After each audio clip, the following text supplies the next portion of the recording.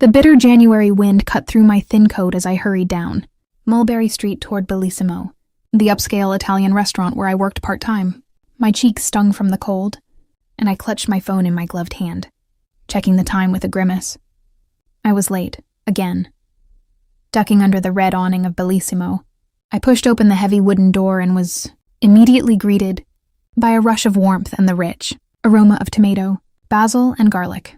The cozy interior, terrazzo floors, white tablecloths, and flickering candlelight was a sharp contrast to the biting cold outside.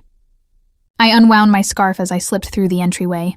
"Sophia, you're 10 minutes late," came a sharp whisper in accented English from my manager, Marco, as I passed by the bustling kitchen door. He was a wiry man with thinning hair, currently frowning over a seating chart. "Table 7 has been waiting for their drinks." "Move it." "Mi dispiace, I'm sorry," I murmured in apology, instinctively mixing Italian into my English. My nerves were already frayed from sprinting 5 blocks in the cold. I hung my coat in the back and quickly tied on my black apron. Marco thrust a tray into my hands with an impatient huff, and I balanced it carefully, heading out to the dining floor. A quick scan of the room told me everything I needed to know. Bellissimo was packed tonight. Families lingered over pasta at corner tables. Couples twirled spaghetti and shared secret smiles, and the chatter of content diners hummed in the air. But at the center, commanding my attention, was table 7. There were 5 men seated at table 7, and even without Marco's warning, I could tell they were VIPs. They carried themselves with an easy, confident authority. 4 of them wore suits that likely cost more than I'd make in a year. The 5th man, at the head of the table, was especially striking. Late 30s or early 40s. Dark hair swept back from a strong-boned face, and an aura of quiet power that seemed to make the air around him still. Unlike the others, his tie was loosened slightly and the top button of his crisp white shirt undone, as if he never had to prove formality to anyone. I approached carefully, forcing a polite smile despite the nervous flutter in my stomach. As I neared, I caught snippets of their conversation in Italian. Low, rapid exchanges I couldn't quite catch over the dining room noise. One of the men, a broad-shouldered fellow with a scar on his cheek, noticed me and fell silent, causing the others to turn my way. "Buonasera," I greeted softly, the greeting slipping out in Italian before I could stop myself. "Good evening." Their eyebrows rose almost in unison. Usually I kept my knowledge of languages to myself at the restaurant, and the unassuming waitress draws less attention, but it had been an automatic reflex. The man at the head of the table, the one with the commanding presence, fixed me with a curious gaze. His eyes were a piercing gray, cool and assessing under dark, thick lashes. Up close, he was even more intimidatingly handsome, the kind of man who looked like he belonged in a tailored suit in an advertisement, rather than sitting in a Little Italy restaurant. But there was something dangerous coiled beneath that polished exterior. I could sense it in the way his gaze sharpened on me. He responded in English, voice low and smooth. "Good evening. You speak Italian?" I realized my slip and cleared my throat. Just a little," I lied, balancing the tray against my hip. "What can I start you with?" The men exchanged glances. One of the others, a genial-looking older man with silver at his temples, smiled at me and ordered a round of Prosecco to start. I scribbled on my pad, feeling the weight of their attention still on me, especially the gray-eyed leader. As I turned to fetch their drinks, I heard one of them murmur in Italian, "Lei capisce? Does she understand?" I kept my stride smooth, as if I didn't hear. In truth, I understood perfectly. Fluent Italian, French, Spanish, and a smattering of Russian languages were my passion and one of the few things I could thank my unpredictable upbringing for. My mother, an Italian by birth, had moved us between countries frequently during my childhood. Following her work as a translator, I had grown up equally at home in backstreet Roman cafes and stuffy London libraries. Languages came as second nature to me. But here in New York, working as a waitress to pay off student loans and to support my ailing mother back in Italy, I usually kept that part of myself under wraps. No sense in drawing attention or inviting questions. By the time I returned with a chilled bottle of Prosecco and 5 elegant flutes, Table 7 had shifted into an intense discussion. They had papers spread out, odd for a dinner, and spoke in hushed, rapid-fire Italian. I caught a word here and there. Shipments, Montreal, percentages, the tone suggesting negotiation or strategy. Definitely not a casual social dinner. I pretended not to notice, focusing on pouring the pale, sparkling wine. As I leaned between the suited men to fill the final glass, I glimpsed a black pistol holster just beneath one man's jacket, the dull metal of a gun catching the light. I nearly faltered, heart lurching, but steadied myself. I replaced the bottle on my tray, careful not to reveal my unease. Suddenly, the pieces clicked. The guarded way they sat, backs to the wall. The way the restaurant's owner, normally gregarious, had personally escorted them to the best table with a deep respect. These men were not ordinary businessmen. They were something far more dangerous. I stepped back, and in that moment, my phone vibrated in my apron pocket. Once, then again, persistent. Startled, I discreetly slid it out to glance at the screen. My stomach clenched at the caller ID. It was an international number, Italy. More specifically, the number for my mother's hospice in Rome. A spike of fear went through. Me, Mama. I'd been expecting an update from her nurse all week with a mix of hope and dread, but she rarely called during my work hours unless it was urgent. I bit my lip. Technically, phones on the floor were forbidden. But if I stepped into the back hallway for just a moment, the phone buzzed insistently again. Casting a quick look around, the men at table 7 were engrossed in their conversation again, and Marco was busy at the bar. I took 2 steps back toward the shadowy corridor by the bathrooms and answered quietly, switching to Italian. Pronto? I whispered. Hello? Signorina Lombardi? A trembling female voice answered. It was Marta, my mother's nurse. My heart dropped into my stomach. Something was wrong. Marta never sounded so shaken. I pressed the phone tighter to my ear and ducked further around the corner, one eye still on table 7 through the gap. The men continued talking, oblivious for now. Marta, sì, sono io, I replied in a rush, identifying myself. Cosa è successo? What's happened? È tua madre. Marta's breath hitched, and she launched into a frantic explanation. I strained to catch the words, blood roaring in my ears. Degli uomini sono venuti. L'hanno presa. Some men came. They've taken her. I clutched the phone as if it were a lifeline. Che cosa? Chi l'ha presa? What? Who took her? I struggled to keep my voice low. Non lo so. Erano armati. Hanno detto che un messaggio per il suo capo. I don't know. They were armed. They said a message for her boss. Her boss? None of this made any sense. My mother was a retired translator, now a hospice patient. She had no boss. Unless, my thoughts raced, unless they thought of someone else? Or was this some kind of mistake? Hanno detto che la porteranno via. Al-Sad. They said they'll take her away. To the south. Marta's voice broke on a sob. Hanno minacciato di uccidermi se chiamavo la polizia. Mi dispiace, mi dispiace. They threatened to kill me if I called the police. I'm sorry. Marta, calma, I said quickly, though my own hands were shaking. Hai fatto bene a chiamarmi. Cercherò di... My breath caught. Marta, calm down. You did well to call me. I'll try to... What? What could I do from here? My mother was kidnapped, taken by armed men, presumably criminals, and being whisked off to the south, likely southern Italy. A cold wave of helplessness crashed over me. I had to get to Italy. I had to do something. My mother's face swam in my mind. Gentle eyes, a frail smile from the hospital bed when I last visited her. Tears burned at the edges of my eyes, but I blinked them back fiercely. Not here, not now. Marta, listen, I forced steel into my tone. Don't call the police yet. Stay safe and try to find out anything you can. I'll be there as soon as possible. Per favore, prenditi cura. Take care until I arrive. Marta agreed in a whisper, and the call ended. I slowly lowered the phone, my entire body trembling with adrenaline and shock. My mother, my only family, had been kidnapped, and I had no idea by whom or why. I exhaled shakily. I needed help. Someone who understood this underworld of threats and violence. Someone who could get me to Italy fast. My savings were thin, and booking a last-minute flight would drain what little I had. Even then, I had no plan for what to do once I got there. I was a linguist, not a detective or a fighter. I wiped a hand over my eyes. Focus, Sophia. One step at a time. First, get out of here. Marco would have to forgive me. Family emergency was an understatement. I turned to head back toward the kitchen, ready to beg Marco for the rest of the night off, when I collided with a solid wall of muscle.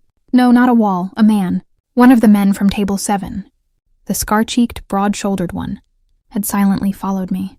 I nearly yelped, stepping back. His dark eyes flicked from me to the phone in my hand. I wasn't sure how much he'd heard, but his expression was stone hard. I'm sorry, I stammered in English, trying to slip past him. Excuse me, he didn't budge. In fact, he shifted slightly to block my path more fully. My pulse kicked up in fear. Over his shoulder, I could see the rest of Table 7 now watching us. The entire restaurant felt like it receded, my field of vision narrowing on the dangerous figures now fixated on me. The scarred man said nothing. Instead, he inclined his head as if listening to an instruction only he could hear. An earpiece. I realized belatedly, mostly hidden in his ear. My mouth went dry. What had I gotten myself into? Is everything all right, miss? The smooth, controlled voice of the gray-eyed man spoke from the table. He addressed me calmly, but there was an undertone that prickled my skin, as if he already knew something was amiss. Under the weight of his stare, I struggled to find my voice. Yes, sir, I'm sorry for the interruption. My voice sounded brittle to my own ears. I tried to smile, a reflex of customer service, but it failed to form. He stood up from the table in one fluid motion. The other men fell silent, watching him as he fixed me with a look that pinned me to the spot. He was taller than I'd realized, with broad shoulders filling out that suit with understated menace.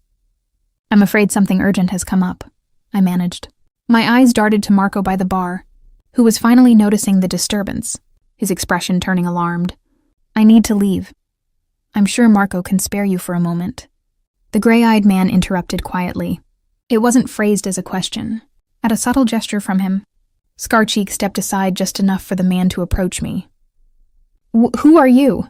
I breathed, my instincts screaming that I might be in even more peril than I'd thought. Up close, his presence was overwhelming. He radiated confidence and danger in equal measure. He gave a tight, polite smile that did not reach those penetrating eyes. Someone who heard you speaking Italian quite fluently just now. He paused, and something unreadable passed through his gaze. And someone who can tell when a person is in trouble. My heart thudded. He had heard. Maybe not every word, but enough. A part of me wanted to seize that and beg for help. He clearly had resources, power. Perhaps he could help me find my mother. But another part, the wary survivor in me, balked at trusting a stranger, especially one who all signs indicated was entangled with organized crime. The gun under his associate's jacket was proof enough of that. It's nothing I can't handle, I lied, straightening my back. Thank you for your concern, but I really must go. Family emergency.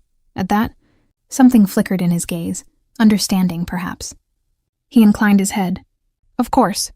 Family is everything. I wasn't sure if I imagined the slight emphasis he put on that statement. He stepped aside, gesturing with an open palm toward the exit.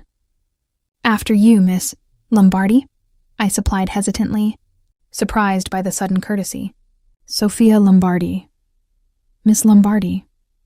He pronounced my name with a perfect Italian lilt.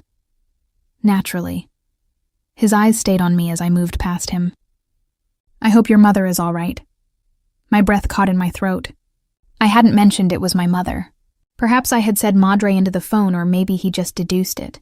Either way, the weight of his words lingered ominously as I made my way across the restaurant. Keenly aware of his gaze following me all the way, Marco sputtered with confusion, as I quickly explained that I had an emergency and needed to leave now. Whether it was the look of desperation on my face or the subtle wave of the gray-eyed man, which I saw out of the corner of my eye giving permission, Marco just nodded dumbly. Before anyone could change their mind, I rushed out into the cold night without even stopping for my coat. The shock of the frigid air was like a slap, but I barely felt it. I was running on pure adrenaline and fear. I jogged down the block, phone already in hand as I tried to figure out what to do. I needed to book a flight to Italy, tonight if possible. And then, the enormity of it was overwhelming. Flying to a country where I had few contacts beyond my mother's nurses, taking on men who outgunned and outnumbered me. It was absurd, but I had to do it, because no one else would. My mother had sacrificed everything for me.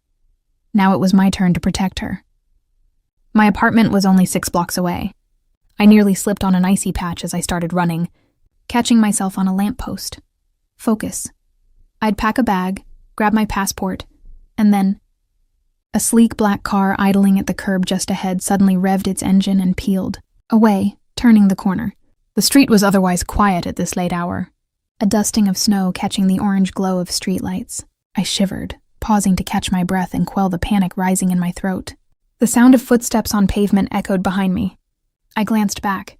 A man in a dark overcoat was walking at a clipped pace a half block behind, heading the same direction as me. Every hair on my neck rose. Was he following me, or just a pedestrian in a hurry to get out of the cold? I started moving faster, my boots crunching on the thin layer of snow. The man sped up too. My heart began to pound. This wasn't paranoia. He was definitely tailing me. Another glance back. He was mid-30s, athletic build, and he had one hand tucked suspiciously inside his coat. A surge of alarm shot through me. Did he have a gun? I abruptly changed course, darting across the street. Maybe I could lose him through the alley ahead. "Miss Lombardi," a voice called out behind me. Not the smooth voice of the gray-eyed man, but unfamiliar and edged with authority. I ignored it and kept going. I wasn't about to find out what he wanted. "Sophia Lombardi, stop," the voice barked. Definitely chasing me.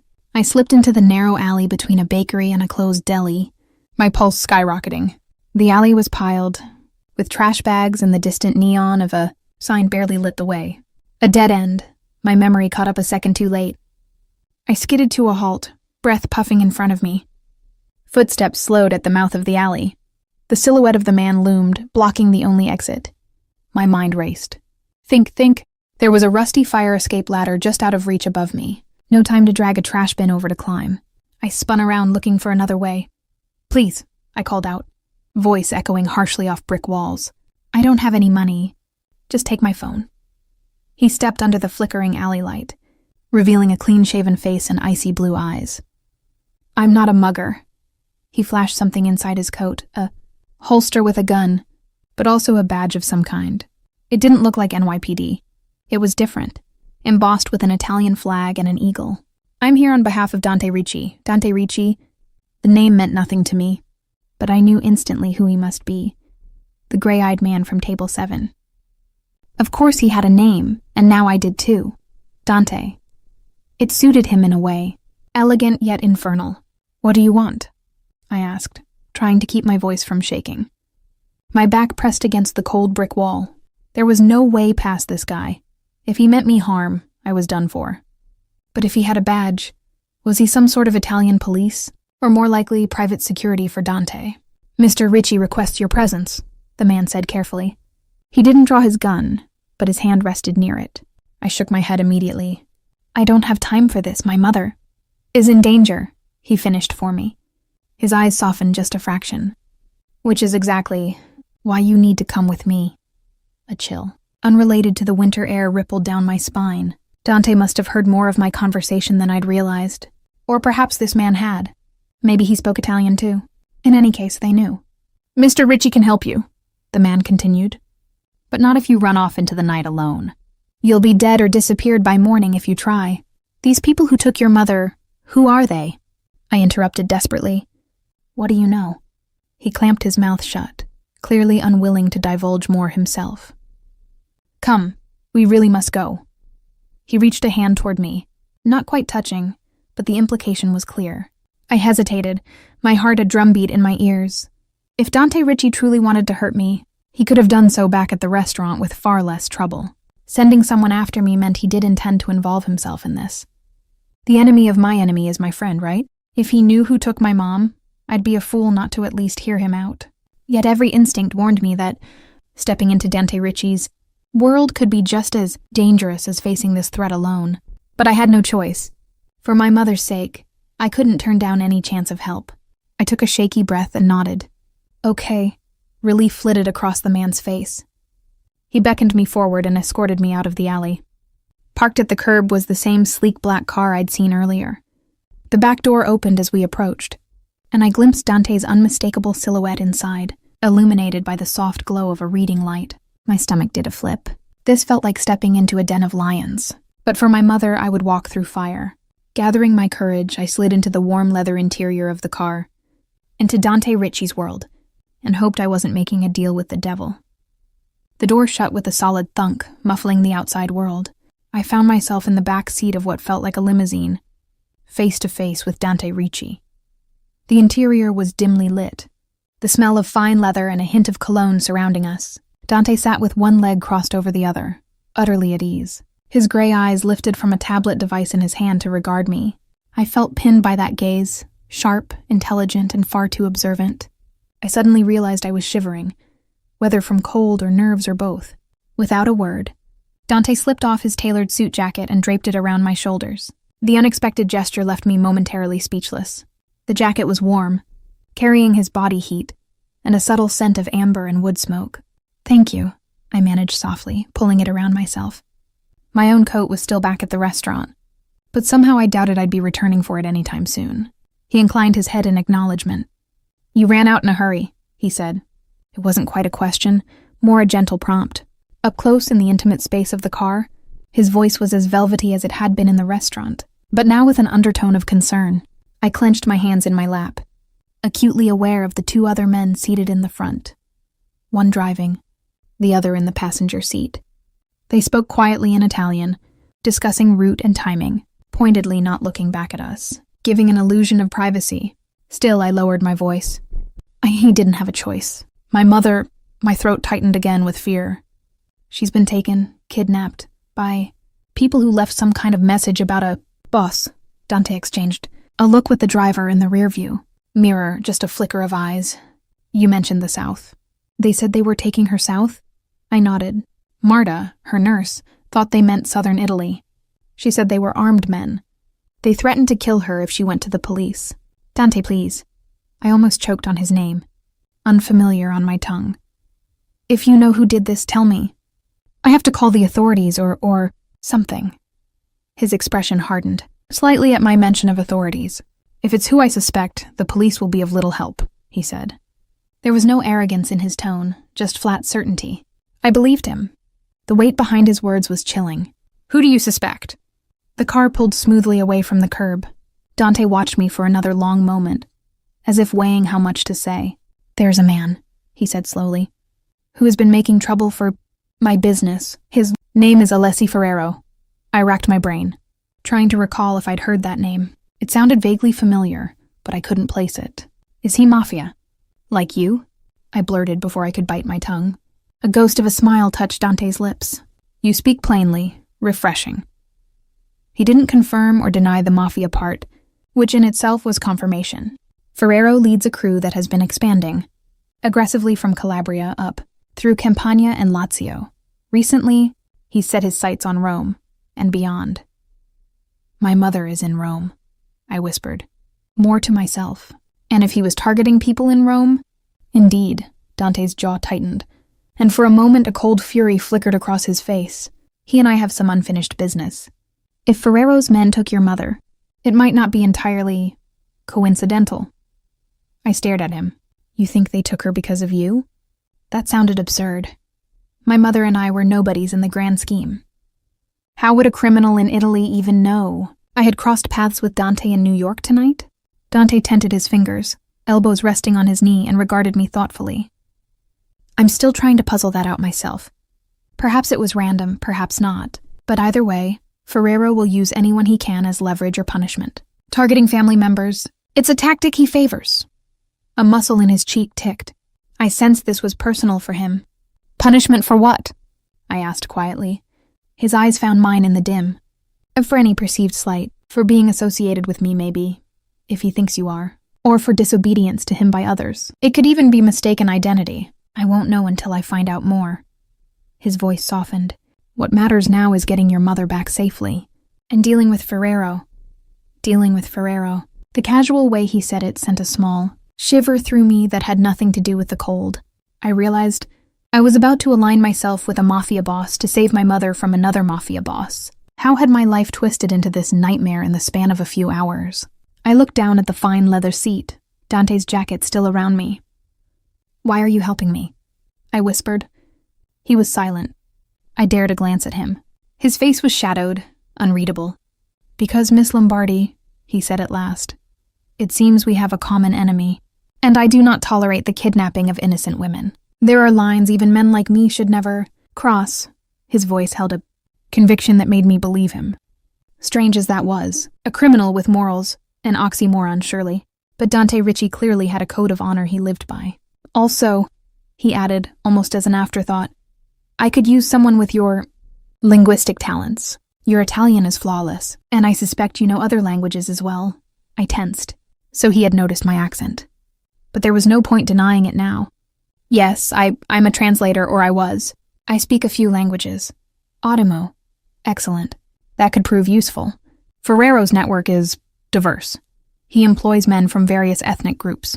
If we run into any complications, having someone who can understand multiple tongues is an asset. I swallowed. He was already talking as if I were part of his team. What exactly are you proposing? Come with me to Italy, Dante said, as simply as if inviting me for coffee. I intend to confront Ferrero and retrieve your mother. But it won't be a simple task.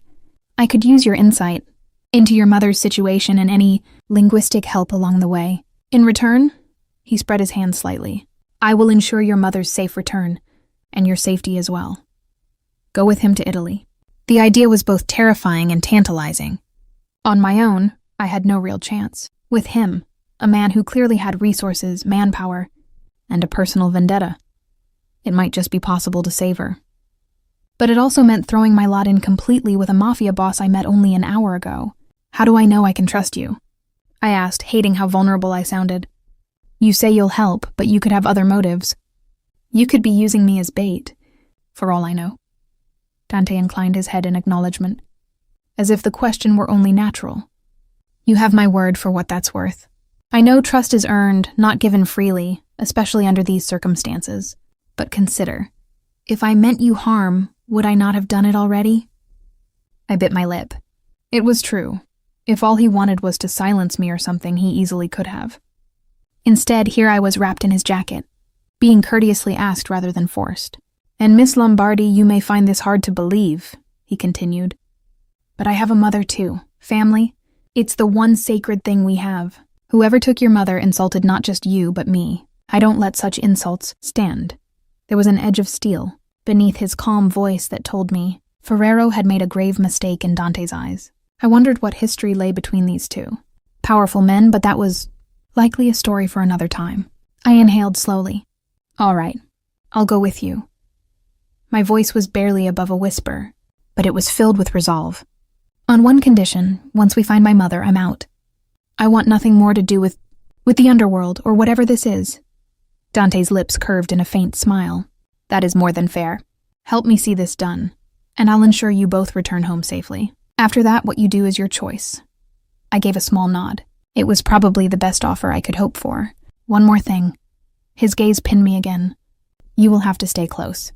Ferrero may now consider you a target as well, and I will not risk him snatching you too. So from this moment on, you go where I go, understood? The idea of being under constant guard, under his constant eye, was both reassuring and nerve-wracking. But if Ferrero's men were really after me, I didn't want to face them alone. Understood, I agreed. Dante leaned forward and spoke to the driver in rapid Italian. All'aeroporto. Preparati a decollare, to the airport. Get ready for takeoff. My eyebrows shot up.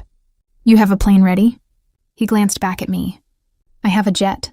We can be in the air within the hour. Time is of the essence, is it not? I couldn't argue with that. Relief flooded me so suddenly I almost teared up. He was actually doing it. Within hours of my mother's kidnapping, I was going to Italy with a man who, moments ago, had been a complete stranger sipping Prosecco at table 7. The surrealness of it all made my head spin. You look pale, Dante observed. Take a breath, Miss Lombardi. What's your mother's name? The question caught me off guard. Angela, I said softly. Angela Lombardi. Angela, he repeated as if committing it to memory. We'll get Angela back. The quiet determination. In his voice was a balm to my frayed nerves. I wrapped his jacket tighter around myself and closed my eyes for a moment, sending up a silent prayer that he was right, and that this wasn't all some elaborate trick. Because if Dante Ricci was deceiving me, I sensed he was the kind of man who could make me regret it forever. True to Dante's word, less than an hour later, I was buckled into a leather seat aboard a private Gulfstream jet, lifting off into the dark winter sky. I sat by the window, watching the lights of New York recede below, feeling like I was leaving one life behind and plunging into another. Maybe I was. Dante sat across from me in the spacious cabin, already on the phone speaking low in Italian. From the cadence and the occasional name, I caught Ferrero and Angela among them. I guessed he was mobilizing contacts in Italy to sniff out information. His efficiency was impressive.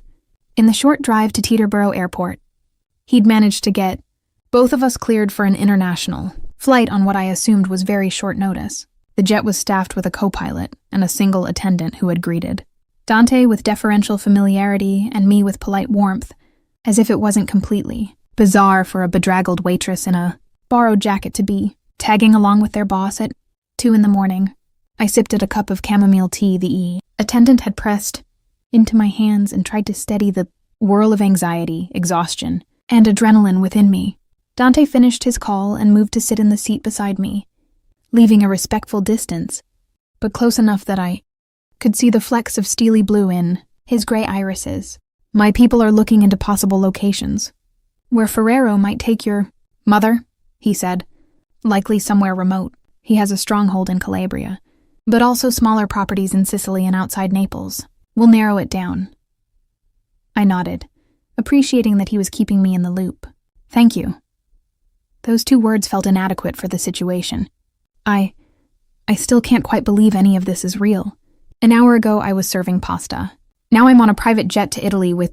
I trailed off, realizing perhaps I shouldn't call him a mafia boss to his face. He arched a dark eyebrow. With a dangerous criminal? Is that what you were going to say? I swallowed. With you, I amended, a bit embarrassed.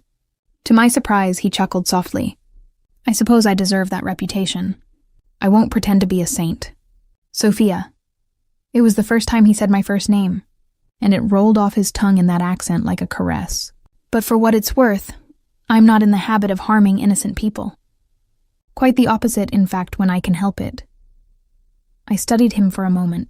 In the soft overhead lighting, the harsh planes of his face were gentler, and I could almost see the man he might have been if life had dealt him a different hand. Why do I get the feeling there's a story behind that? I asked quietly. He looked at me, surprised again, and perhaps a little impressed by my boldness. He leaned back, gaze drifting past me to the inky darkness outside. I grew up in this life, as you likely suspect.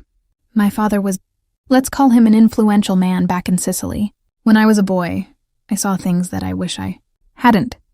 Innocents caught in the crossfire of old vendettas. It made an impression. His voice had gone soft, distant. I can't change what I am, Miss Lombardi, what I do. But I can choose what lines I refuse to cross. Ferrero, on the other hand, has no such limits. That's why he must be dealt with. I found myself hanging on his words, the glimpse into his past rendering him more human than I'd expected. The fact that he even cared about collateral damage was surprising for someone in his position. I'm sorry, I said softly. And when he looked at me in question, I added, for the boy you were, having to see those things. Something like pain flickered in his expression. Quickly masked, he inclined his head in thanks. We lapsed into silence.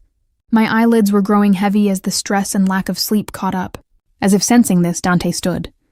Get some rest while you can. It will be a long day tomorrow. He moved to a seat further forward, giving me space. Part of me was relieved. I wasn't sure how to act around him yet. But another part felt a tiny pang that he left. Ridiculous. Curled up under a soft cashmere throw the attendant provided.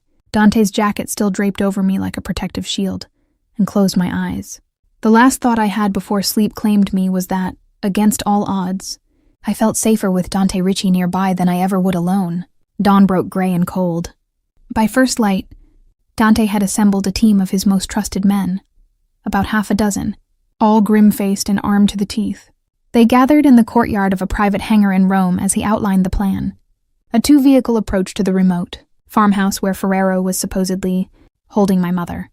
A scout had confirmed seeing armed guards on the property overnight, and a helicopter matching the one used in the abduction had been spotted in a field nearby. It had to be the place. We had landed in Rome at sunrise, and Dante wasted no time. A car was waiting to take us, straight from the airfield to speak with Marta at the hospice. The meeting with her had been brief and emotional. She confirmed that the kidnappers spoke with strong Calabrian accents and cruelly, told my mother, your husband sends his regards as they took her. That chilling message, and Dante's reaction to it, revealed a hidden connection. Ferrero's family had been behind my father's death, and now, decades later, Ferrero was targeting us to settle old scores and lure Dante into a trap. The revelation left me shaken, but it also steeled my resolve. Ferrero was not just a random criminal. We shared a history of blood, even if I'd been unaware of it. Dante had known my father, or at least of him, and his own father had been killed by the same clan. We were bound by a common thread of loss at Ferrero's hands. Now, in Sicily, at Dante's family villa, his men prepared to strike back. Dante insisted I wear a bulletproof vest, which felt bulky under the spare jacket. Rosa, the kindly housekeeper who'd greeted us, lent me. He and Luca helped adjust the straps, and I caught Dante checking the fit with a mix of worry and determination etched on his face. "Stay near me, no matter what," he said firmly as we prepared to depart the villa at first light. "If shooting starts, get down and stay down. Let us handle it." I agreed, though my heart pounded at the thought of gunfire. This was really happening. I was about to step onto a battlefield to save my mother. I wasn't sure if I was brave or foolish, but I knew I wouldn't be able to live with myself if I hid, away while her life hung in the balance. The drive through the Sicilian countryside was tense and silent. Dante and I rode in the lead SUV. I could see his focus sharpening with every mile, his features settling into a hard mask that was equal parts wrath and control. He was heading into war, to settle it once and for all. I clenched my fists to stop their trembling. In the back of the vehicle with us, Luca offered me a curt nod of reassurance. I tried to return it, though I was grateful I hadn't eaten much. My stomach was doing flips. At last, we crested a hill, and Dante signaled for the convoy to stop. Below, in a shallow valley, lay an old stone farmhouse and a barn, bordered by leafless olive trees. A dilapidated truck was parked out front, and 2 men with rifles slung over their shoulders paced near the entrance. Not exactly high security, but enough to trouble my nerves. Dante turned to me, his voice barely above a whisper. "We'll approach on foot from here. Luca will stay with you at the rear until it's clear." "Understood?" I swallowed and nodded. "Be careful," I whispered. It was all I could manage. He gave me one long look, something unspoken in his eyes. Perhaps an apology for what violence I might witness, or a promise of his return. Then he slipped out of the car. The others fanned out, moving low and swift through the brush. I stayed crouched behind an old stone wall, watching anxiously as Dante and his men advanced toward the farmhouse. My heart thundered in my ears, nearly drowning the distant bleating of goats on the hillside. What happened next was quick and chaotic. One of the guards must have spotted a glint of sunlight on a weapon. Because he shouted an alarm, Dante's men broke cover, and a flurry of suppressed gunshots snapped the morning stillness. One guard went down. The other ducked behind a stone well, returning fire. Luca pressed me flat to the ground as bullets zinged through the air. I bit back a cry, adrenaline surging like ice in my veins. Over the low wall, I saw Dante move with lethal grace, flanking the remaining guard. A burst from his handgun and the man crumpled. Silence fell. My ears rang. It had been only seconds, but it felt like an eternity. "Go," Dante signaled us. Luca hauled me up and we ran to join Dante by the farmhouse door. My legs felt like jelly, but I forced myself forward. My mother was inside. Nothing else mattered. 2 of Dante's men kicked in the heavy wooden door. They swept in, weapons ready. I heard shouting in Italian from within. Dante followed close, and then Luca and I slipped in after. The interior was dim, dust motes dancing in the beams of early light through shutter slats. The front room was empty of people, just overturned. Chairs and a lingering smell of smoke. "Clear!" one of Dante's men called, stepping out of a side room. "Upstairs," Dante said, nodding toward a stairway. Suddenly, a sharp cry rang out, from somewhere behind the house. My blood went cold. It was my mother. "Mama!" I screamed, lunging toward the sound before Luca caught my arm. We hurried out through a back door into the courtyard between the house and barn. There, near the barn, was my mother in her hospital gown, slumped in her wheelchair, looking terrified but alive. A burly man with a black wolf tattoo on his neck held her from behind, a handgun pressed to her temple. And a few paces beyond them, by the barn door, stood Alessi Ferrero himself. He was a lean man in his 40s, dressed in a fine suit absurdly out of place in the farmyard. His dark eyes were alight with triumphant malice. In one hand he held a pistol, and in the other, a cell phone, likely expecting news of my arrival. He got more than he bargained for when Dante and his men appeared. "Ricci!" Ferrero spat, his lips curling in a sneer. "You got here fast. I was hoping to have to drag you out of hiding. But you delivered yourself to me." Dante positioned himself slightly in front of me, gun trained steadily on Ferrero. His voice was deathly calm. "It's over, Ferrero. Let the woman go. Ferrero laughed, a high, harsh sound. You think I'm going to simply hand her over? After all the trouble I went through to get her? No, I think I'll finish what Papa started. 2 birds with 1 stone. The last Lombardi, and Salvatore Ricci's proud son. My breath caught. The last Lombardi. He meant me, after my mother. And Salvatore must have been Dante's father. This was as much a trap for Dante as it was a vendetta against my family. Dante's jaw tightened. Your father paid for his sins, Alessi. And you're about to join him if you don't back down. Brave words. Ferrero sneered. But my man here can put a bullet in the old woman's brain before you pull that trigger. Shall we test whose reflex is faster? No, I cried out, stepping forward before Dante could stop me. Please don't hurt her. I raised my hands, trying to keep them from shaking. Ferrero, I'm the one you hate, right? The daughter of Giovanni Lombardi. I'm right here. You have me. You don't need her. My voice broke. She's sick. She's done nothing to you. Ferrero regarded me with a cold smile. Ah, la bella figlia. You do look like him, you know. Same eyes. He took a step closer, gun now aimed vaguely in my direction. Your father was a stubborn fool. If he had just obeyed, so many tragedies could have been avoided. But at least I get to sweep up the remnants of that mess now. I felt Dante tense, as if he might lunge at Ferrero and rip him apart with his bare hands. But he held still, the barrel of his pistol trained on Ferrero's heart. Alessi, Dante said in a low, deadly timbre. This is between you and me. Let them go and we settle it. Ferrero grinned. Tempting, but no. I think I'll watch you suffer first. He nodded to the tattooed man. Do it. Time slowed to a crawl. The henchman snarled and shifted his aim from my mother's head toward me. I saw the muzzle flash. A shot rang out. I braced for pain, but Dante moved faster. He shoved me aside, a forceful, desperate motion. A sharp gasp left his lips as the bullet meant for me struck him instead. Dante! I screamed as he staggered. Chaos erupted. In the split second, Ferrero's attention flickered toward Dante. A thunderous crack split the air. Luca had fired, hitting the henchman square in the chest. The man toppled, releasing his grip on my mother's wheelchair. Ferrero roared in fury and swung his pistol toward the fallen Dante, finger tightening on the trigger. A surge of pure wrath and terror flooded me. Without thinking, I dove in front of Dante, arms spread to shield him. Ferrero's gun barked, but I never felt the bullet. Another shot sounded almost simultaneously, and Ferrero's face went slack with surprise. His weapon slipped from his fingers as he crumpled to his knees, a red stain blooming on his pristine shirt. One of Dante's men had flanked him and fired the shot that ended it. Alessi Ferrero pitched face forward into the dust, dead. All I could hear in the aftermath was my own ragged breathing and the ringing in my ears. The scent of gunpowder burned my nose. It was over. It was over. Mama! I snapped out of my daze and scrambled to my mother. She was weeping, eyes huge with relief as Luca untied the cords binding her to the wheelchair. I threw my arms around her frail form, careful of the IV port still taped to her hand. She felt so light and fragile, but she was solid and alive in my embrace. Oh, thank God, I sobbed. She clutched me weakly, whispering my name over and over, tears wetting my shoulder. Sophia. Figlia mia, she rasped. I was so afraid. I'm here, Mama, I'm here. I pulled back and cradled her face, brushing her graying hair back.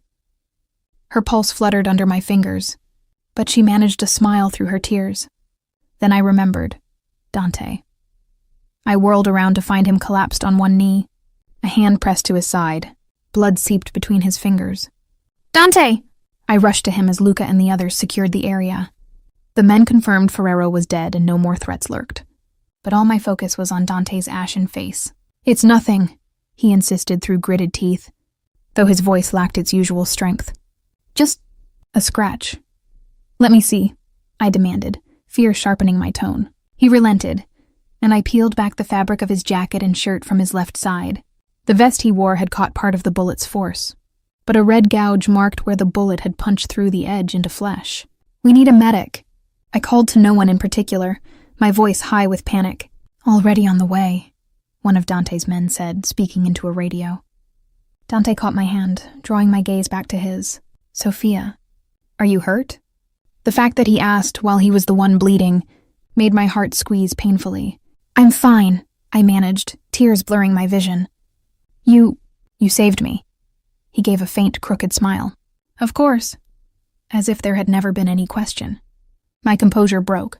I flung my arms around him, heedless of his injury, and buried my face against his neck. He went still in surprise for a beat. Then I felt his good arm wrap around me tightly. "Grazie," I whispered brokenly against his skin. "Thank you, Dante." "Shh." He stroked my hair once gently. "It's over now. You're both safe." I pulled back enough to look at him. We were both a mess, dusty, tear-streaked, blood-stained, but in that moment I'd never seen a man so worthy in my life. He had risked everything for us. My heart brimmed with gratitude and something deeper, something that scared and thrilled me. He winced then, pain flaring in his side, and I remembered he still very much needed medical attention. I helped ease him to sit against the wall of the barn. One of his men rushed over with a first aid kit and began efficiently dressing the wound. My mother, despite her weakness, insisted on reaching out to touch Dante's arm. "Thank you, signore," she said hoarsely. "You saved us." Dante shook his head humbly. "I'm sorry you were put in danger, Signora Lombardi. Rest now, you'll be home soon." She gave him a gentle, motherly smile, eyes flicking to me with a look I couldn't quite interpret. Was that approval? Before exhaustion overcame her, and she slumped back in her chair. The next hour was a blur. Paramedics arrived and tended to my mother and Dante. We were whisked away by Dante's helicopter to a private hospital in Palermo where my mother was admitted for recovery and Dante's wound properly treated. Fortunately, the bullet had passed cleanly through Dante's side without hitting any major organs. He bore the pain stoically, more concerned about my mother's condition. Her vitals were stabilizing. After fluids and care, doctors said with rest and medication, she would be okay. Relief unlike any I'd ever known flooded me. My mother was safe. The nightmare was ending. But as that weight lifted, another pang settled in my chest. The realization that soon I would have to say goodbye to Dante and return to my normal life. 2 days later, a cool winter sun shone over the Rome airport tarmac where I stood with my mother beside a waiting jeep. But as that weight lifted, another pang settled in my chest. The realization that soon I would have to say goodbye to Dante and return to my normal life. 2 days later, a cool winter sun shone over the Rome airport tarmac where I stood with my mother beside a waiting jet. Dante had insisted on flying us home to New York in his private plane to ensure our comfort and safety. My mother, bundled in a coat and looking frail but much better, was already aboard, having given us some privacy with a knowing smile. Our luggage and provisions were packed. There was nothing left but the farewell. Dante stood before me, a bandage visible under his open-collared shirt.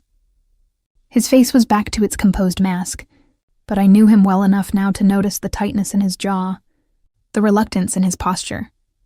We hadn't had a moment, truly alone since the rescue. There had been doctors and nurses, then coordinating the quiet handling of Ferrero's demise with his associates.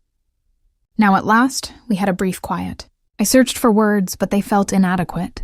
"I don't know how to thank you," I began softly, looking up into those storm cloud eyes that had become so dear to me, "for everything. You saved my mother's life. You saved my life. You owe me nothing," Dante said firmly. "It is I who should thank you for trusting me, for helping me put an end to a very dark chapter." We stood a foot apart, a gulf of unspoken feelings between us. I realized my hands were trembling. I clasped them together to still them. So, what now? It was a foolish question. Now I would fly home and Dante would continue his life here, balancing on the knife's edge of power and peril. Our worlds would separate as abruptly as they'd collided. The thought brought a dull ache to my chest. He cleared his throat. "Now you take your mother home and live your life, free of all this." His voice was gentle, but each word felt heavy. "I've already arranged for discreet security to watch over you both in New York for a while, just in case any of Ferrero's remnants stir up trouble. But I don't expect they will. And you?" I asked. "You'll be okay?" A wry smile touched his lips. "It will take more than a scratch to do me in. I'll be fine." We lapsed into silence. This was it, the parting of ways. Yet I couldn't move. Something inside me screamed that walking away now was wrong, that I was leaving behind. What exactly? A dangerous man who had become my protector? My friend? Something more? Dante broke the silence first. "Sophia." My name sounded like a caress in his mouth. "I meant what I said the other night. After this, You're free of any obligation to me. I want you to be safe and happy. Away from my world." He hesitated, the slightest tremor in his composed facade. "But know that if you ever need me, if you ever even want to see me, I'll come. Wherever you are." Tears pricked my eyes. This reserved, controlled man was laying his feelings bare as best he could. He was telling me the choice was mine. I swallowed against the tightness in my throat. "What if—" My voice faltered, but I forced myself on. "What if I want to see you again?" His eyes darkened, hope and caution warring within them. "Then I'll be here in a heartbeat.